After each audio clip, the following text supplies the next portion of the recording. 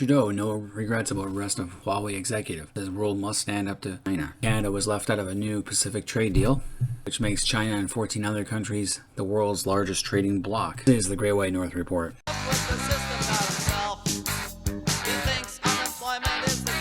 Alright, so Trudeau, in one of his boldest statements yet, says he has no regrets about the arrest of Huawei executive Meng Wanzhou and says the world must stand up to China. He made these comments last Thursday as he defended the arrest of Meng the Merciless and urged countries to stand up to Chinese bullying as he prepared for two potentially explosive international summits. Canada's relations with both China and the US figured prominently during a question and answer session with Trudeau ahead of Friday's Asia-Pacific Economic Cooperation meeting, which means he's already there. And both he and his Chinese counterpart, Xi Jinping, are going to attend. Trudeau spoke to a virtual gathering of chief executives from the APEC countries. He touted government legislation on cutting greenhouse gas emissions and called for more trade between Canada and Asia. Trudeau was asked whether he regretted the detaining of Meng in December 2018. And he quoted, "Do I regret that Canada followed its laws? Do I regret that Canada lived up to a long-standing extradition treaty with our closest ally? Absolutely not. Canada is a country of rule of law, and obeying those laws can't just be when it's convenient or when it's easy. If you're a country of the rule of law, if you're a country of values, you need to stick up for those, and that's exactly what we're doing." So that's like shoving it right back in China's face. He also criticized China for its aggressive coercive diplomacy, which included the arrest of Kovrig and Spavor, and accused it of trying to use its weight to get its way, before calling for other countries to work to counter China's efforts. So that's probably the boldest statement he's made publicly to other foreign leaders in his 6 years in power. This was at the same time the Canadian ambassador Dominic Barton spoke with Kovrig as part of a rare virtual consular visit. We'll see how Trudeau's time with the APEC summit are, because it's unlikely that China will back down, because then China will lose face towards a minor power. And he's also criticized the cracking down on democracy in Hong Kong and the cover-up of its treatment of Muslim Uyghurs. Now, this comes at the time when a new Pacific trade deal was announced. This is at the time that China and 14 other countries agreed to set up the world's largest trading bloc.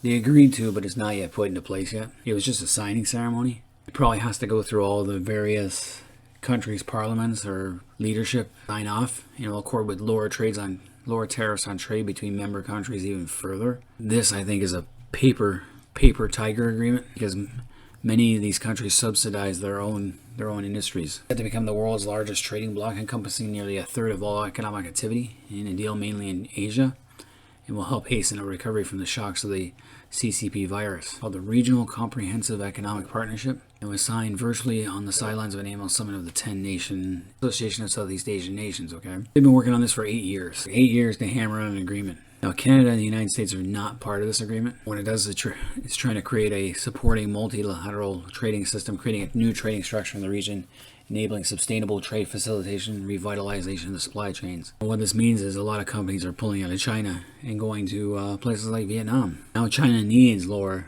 tariffs. Now, it includes China, Japan, South Korea, Australia, New Zealand, but not the United States or Canada. And India dropped out. And it's not going to be like the European Union, where it integrates member economies but does build on existing free trade agreements. It's just more symbolic than anything else, and it allows Beijing to cast itself as a champion of globalization and multilateral cooperation, giving it greater influence over the rules governing regional trade, so another way it can extend its influence at a time when it desperately needs it. Trudeau is jumping on the Biden bandwagon, even though he hasn't been certified yet. Thinks Biden will restore multilateralism, but don't expect to return to some idealized past, Trudeau says. Biden is seen as less hawkish than Trump. Biden is a guy who blows with the wind in American politics, and Biden won't necessarily shift everything away with what Trump was doing right away. But Biden is known to have strong China ties, so I wouldn't expect too much from him.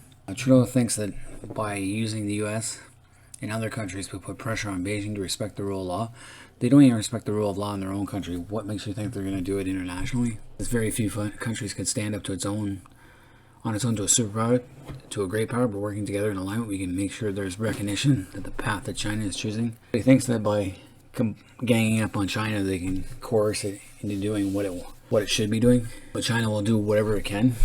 There's two summits to go to watch, the APEC summit and the G20 leaders. Both are being hosted by Saudi Arabia. Oh, there's a human rights country, all right. Trump is going to be there because he's still the president until at least January 20th. And it's going to focus on COVID-19, on the CCP pandemic, its economic impact and the actions of the international community should be taken to mitigate them now and recover afterwards. And Trudeau hinted during his address that he's got plans to call more climate change while pushing back against protectionism.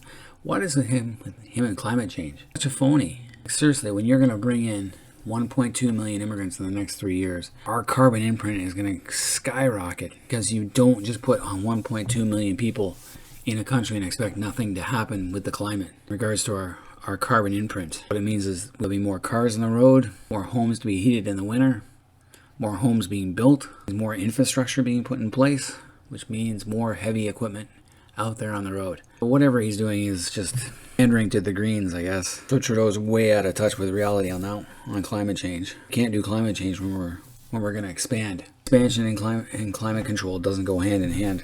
So like I said, I wouldn't worry about this new Pacific trade deal, because hasn't been put in place yet, and when they find out the final terms of the agreement, there'll be a lot of backlash, I think. And companies are pulling out of China anyway. I have to give credit where credit due, and I like the fact that Trudeau is starting to stand up to China. He could do a lot more to do that. We'll see anyway. Anyone out there, let me know what you guys think of Trudeau's comments. And until next time, it's been the Great White North Report.